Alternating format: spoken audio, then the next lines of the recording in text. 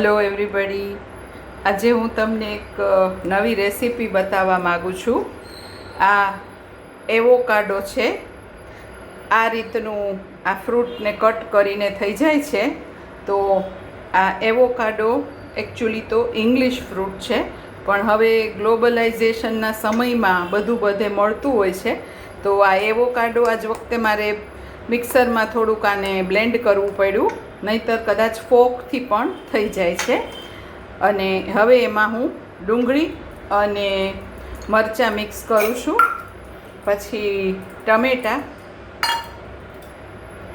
કોથમરી. Actually avocado છે એનો પોતાનો કાંઈ ટેસ્ટ નથી. આ એવોકાડો બ્રેકફાસ્ટમાં, એવોકાડો ટોસ્ટ બેસિકલી ઇંગ્લિશ લોકોના બ્રેકફાસ્ટનો માં યુઝ વધારે થતો હોય છે. સોલ્ટ નાખ્યું અને હવે આ મરીનો ભૂકો નાખું છું.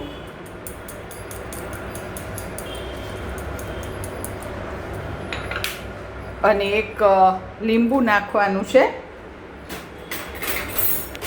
તો આ ક્વોન્ટિટી પ્રમાણે અડધું લીંબુ આમાં હું નાખું છું. તો આ બધી વસ્તુ આટલી મિક્સ કર્યા પછી હવે આને આપણે સરસ રીતે મિક્સ કરી દેવાનું છે.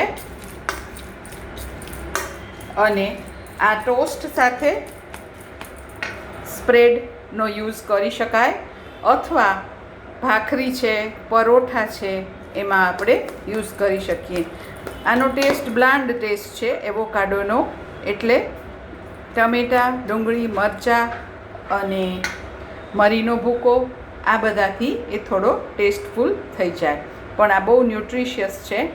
આને તમે બ્રેકફાસ્ટમાં, ડિનરમાં, સ્ટાર્ટર તરીકે પણ યુઝ કરી શકો. અત્યારે હું ખાલી તમને આ સ્પ્રેડ બતાવું છું, અને બાકી ટોસ્ટમાં આને સ્પ્રેડ કરી શકાય, એ આગળનો પ્રોસેસ છે.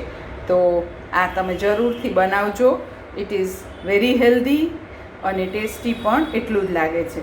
આખો એવોકાડો એક પડ્યો જ મારી પાસે, એ હું તમને બતાવી દઉં.